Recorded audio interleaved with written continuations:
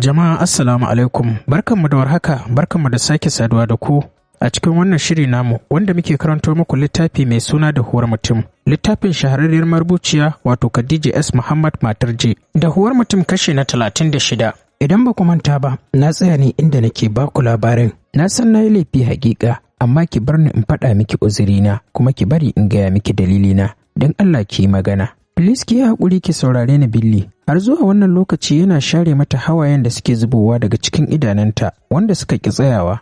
To daga nan ne muka tsaya, yanzu kuma insha Allah za mu ci gaba. Ina masu kallon shirye-shiryenmu irin na zamani, nishadantarwa da kuma wato wa'azantarwa da abubuwan da suka yi kama da daidai da zamani. Ku biyo mu don kallon shirye-shiryenmu. Sannan ku yi mana subscribing sai ku danna mana ƙararrawa. Danna ƙararrawar ita za ta ci gaba da sanar da ku lokutan da muka ɗora sababbin shirye-shiryen. Tambayar da kake ita za mu baka amsa. Mutanen da suke cikin mutanen da za mu canja wa. Sannan ku biyo mu don ganin wannan series mu mai nisan zango mai taken suna kai waye. Za ku same shi a cikin tashar Algaita Media domin kallon wannan shiri mai ɗauke da saddabar kai waye. Hai don kallon wannan series mu mai nisan zango mai taken suna kai waye. Amma dai za ku ga yanda ake goya ne, sai kin goya ne. Ina son goyo, ina son goyo.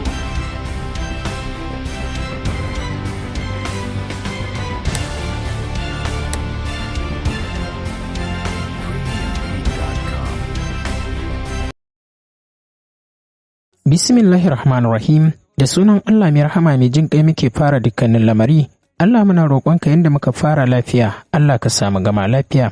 Bilkisu ya kira sunanta a hankali tare da gyara tsayuwarsa. Ina son ki, sannan ba ni da burin da ya wuce mu kasance a inuwa ɗaya irin ta ma'aurata. Ba zan ɓoye miki ba Bilkisu, amma babana baya son hakan. Tsawon lokacin da kika ɗauka biki ji ni ba, ina ƙoƙarin daidaita al'amuran ne, amma abin ya ci tura. Abin sam ya gagara. Na so a ce sai na daidaita al'amuran sannan na fuskance ki, amma na kasa haƙura, dole na zo gare ki. Ya kai ƙarshen maganar tare da sauke na nauyar ajiyar zuciya, tare kuma da gyara zaman hannayensa waɗanda suke kan ƙirjinsa. Hannayen nasa da tun da ya fara magana ya ɗauke su daga kan fuskarta. Ita ɗin ma ajiyar zuciyar ta sauke tare da jan majina, ta raba shi da niyyar ta wuce. Cikin zafin nama ya fusgo ta jikinsa ta faɗa, tana jin yadda zuciyarsa ke bugawa da sauri, yana fitar da wani irin numfashi da ƙarfi. In farko ba ta yi ƙoƙarin ƙwacewa ba, domin ba ta ma da ƙarfin gwiwar yin hakan. Ki yi min magana Bilkisu. Ina cikin matsananciyar damuwa, ko baki fahimci hakan ba ne. Na zo gurinki ne domin samun natsuwa kuma da neman mafita, amma kuma kina nema ki ƙara min wata damuwar. Kina so ki tayar min da hankali, ki sake jefa ni cikin wani hali mai tsanani. A hankali yake yin maganar muryarsa na rawa tamkar zai kuka, yayin da ya ɗora haɓarsa akan kafaɗarta.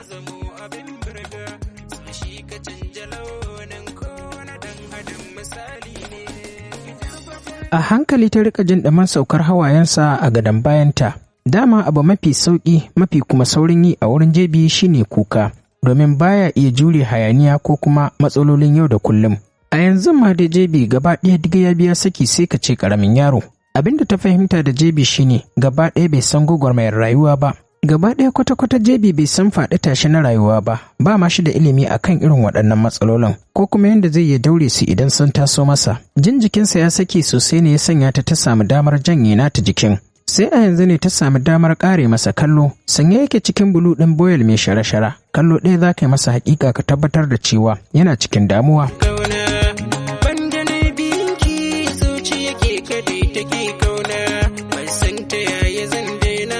Dan gemun nan nasa a cike yake cinkus babu gyara, gashi kuma duk ya biya rami, abin ka dama da marar jiki. Shiru ne ya ɗan ratsa gurin na kimanin wasu 'yan mintuna, kafin daga bisani Bilkisu ta yi ƙarfin hali tare da ƙarfin zuciya, ta buɗe bakinta tare da faɗa masa cewa, ko ma menene ka san ai baka kyauta min ba, domin ka riga ka san cewa tabbas zan shiga cikin matsananciyar damuwa na rashin jin sautin muryarka ko kuma sanin halin da kake ciki. Ba zan iya jurewa ba. Ka san irin halin da na shiga kuwa sakamakon abin da kai min? Kafaɗinta guda biyu ya dafa tare da langabar da kansa gefe guda.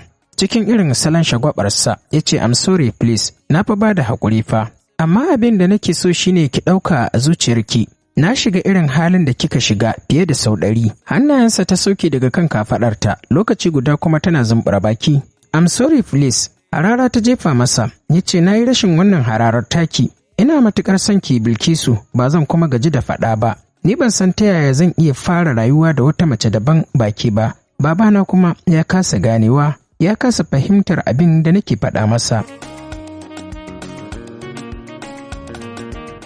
Amma me laifina a gurinsa? Ta yi tambayar cike da sanyin jiki. Nisawa ya kafin daga bisani ya ce mata, ni ma ban sani ba, kenan babu komai. Ta ƙara tambayarsa.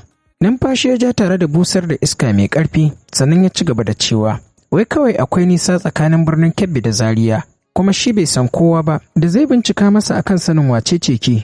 Murmushi Bilkisu ta saki mai ɗaci, sannan ta ce, amma bai san ina son ka da yawa ba. Dan da ya san ina son ka da yawa, da ya bar ni na aure ka koda na wata 1 ne. Idan ya ga saɓanin abin da yake so matar ɗansa ta kasance, jebi zan karɓi hukunci. Ta kai ƙarshen maganar da muryar kuka.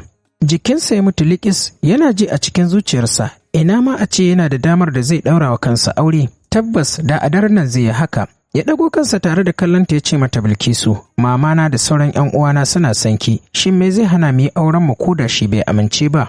Bilkisu ta saki baki tana kallonsa, lokaci guda kuma tana girgiza kai, ta ce masa ina, hakan ba zai yiwu ba. Tabbas ba zan taɓa iya amincewa na aure ka ba, matuƙar mahaifinka bai amince da na aure ka ba.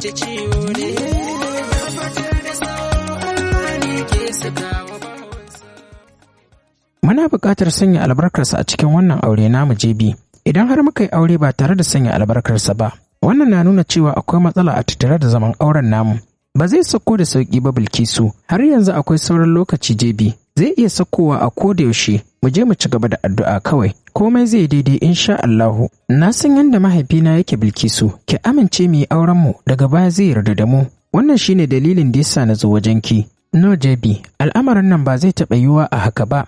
Mu samu ko da rabin yardarsa ne. Cikin yanayin kuka da sarewa ta yi maganar.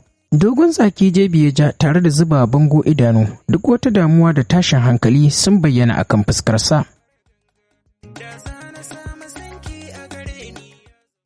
Na riga na san baki fahimce ni ba, kuma ba za ki fahimce ni ba. Na rasa ta yadda zan yi miki bayanin dukkanin abin da nake so na yi miki bayani. Ni ne kaɗai na san wane ne mahaifina, wannan dalilin ne yasa na zo gare ki. Ya ƙara maimaitawa, yana kallon Bilkisu. Amma kin kasa ganewa, duk iya ƙoƙarin da nake yi na yi miki bayani, ko baki yarda da ni ba ne? Na ce miki ba zai taɓa yarda ba, ba kuma zai taɓa amincewa ya sako ba, matuƙar ba auren akai ba. Shi kenan to sai mu haƙura da juna. Kin shirya hakan? Ya yi saurin tambayarta. Bata amsa mishi ba illa sautin kukanta da yake tashi. Shiru ne ya ƙara ziyartar ɗakin, kafin jebi ya tashi da sauri ya nufa hanyar waje kamar wanda aka kira shi. Da sauri ta riko shi tare da faɗin, ina za ka je? Zan je in yi abin da kike so, wato shine ci gaba da roƙon shi, wanda kuma na san ba zai taɓa amincewa ba. Jikinta ne ya saki kamar yadda na jebi ɗin ya saki. Suka zuba wa junansu idanu, wanda idanuwan nasu dukkaninsu launinsu ya canja ya zuwa ja. Langwabar da kansa gefe tare da rausayar da kan nasa. Cikin shagwaba ya sake yin magana, please Billy, ki karɓe ni a haka, na tabbatar da cewa babana ba zai taɓa amincewa ba. Ina mai tabbatar miki cewa ba zai taɓa amince min na aure ki ba. Abin da ban gaya miki ba shine, tun da nake a rayuwata babana bai taɓa min abin da nake so ba. Ke ce kika ce kin amince da ni, za ki rayu da ni a kowane yanayi kuma a kowane hali. Girgiza kai take yi a hankali yayin da hawa yake yin ambaliya a saman idanunta. Ta ce masa, banda irin wannan yanayin kuma banda irin wannan halin jebi. Ina nufin zan rayu da kai a halin talauci ko kuma halin rashin lafiya, amma ba zan rayu da kai a halin kana sabawa mahaifinka ba. A hankali ya zare hannayensa daga cikin nata, ya nufi hanyar waje. Bai waigo ba, ita kanta bata dakatar da shi ba. Tana jin ƙaran buɗe gate ɗin shi. Limshe idanu ta yi tare da fitar da lumfashi mai ƙarfi. Ta jima a haka kafin daga bisani ta ɗaga ƙafafuwanta da ƙyar ta nufi ɗakinsu. A daidai lokacin da Bilkisu ta shiga, Aminatu na ƙoƙarin kabbarar sallar magariba. Ganin yadda Bilkisun ta faɗa kan katifarsu tare da fashewa da wani irin matsanancin kuka, ya sanya Natin ta dakata daga tare da sallar da take sanyi. A lokaci guda kuma ta dubi bakin ƙofa. Ta yi zaton yaya Ali ne ya mako ta. Ganin cewa babu kowa a bakin ƙofar ne ya sanya ta durƙusawa tare da tallafo Bilkisun. Tana tambayar ta, lafiya yayarmu, me yake faruwa ne? Ko yaya Ali ne ya da keki? Sai da na ce miki ki tsaya mu jira shi, kika ce lallai sai mun taho. Bata amsa wa Natin tambayoyin da take mata ba, illa tashi da ta yi daga kan katifar bayan ta kwace jikinta daga hannun Natin. Ta ɗora hannuwanta a ka, tare da tashi tana zagaye ɗakin, tana rusa wani matsanancin kuka mai cike da abin tausayi. Kofa Natin ta tura don kar a ji sautin kukan Bilkisun a waje, sannan ta kama Bilkisun ta rungume ta a jikinta tsam, tare da ci gaba da bubbuga bayanta tana rarrashinta. Cikin sautin kuka take faɗin, me yasa ne Nato, me yasa ne zan so shi har haka, bayan tun farko jikina na bani zan rasa shi. Amma sai na kasa dakatar da kaina a kansa. Kullum cikin shirya mana yadda rayuwarmu za ta kasance tsakanin ni da shi nake yi. Ba zan iya jurar rashinsa ba, zuciyata za ta buga, don Allah ki taimake ni Aminatu. Wallahi ina son sa. Ina matuƙar son sa irin son da zan sha wahala idan na rasa shi, don Allah ki taimaka mini. Inna lillahi wa inna ilaihi raji'un. Abinda Aminatu ke faɗa kenan, tana ci gaba da bubbuga bayanta a hankali. Tsawon lokaci suka ɗauka kafin daga bisani Bilkisun ta fara rage sautin kukanta.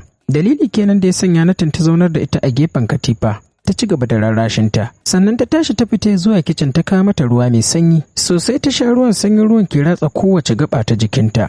Zuciyarta duk da zafin da take yi da kuncin da yake tare a cikin zuciyarta. Sai da sanyin ruwan ya sanya zuciyarta ta sanyaya, amma dai kuncin ne bai bar zuciyarta ta ba. A jera zuciya Bilkisu ta rika jerowa, Natu kuma na kallanta. Jabir ne, cikin muryar kuka, Bilkisu ta faɗi maganar, tana kallon Natu. Na sani cewa shi ne, amma ki rika ɗaukan abu da sauƙi, ki daina zafafawa kanki akan al'amura. Kafin ta yi magana wayarta da ke cikin jakarta ta fara ƙara alamin kira.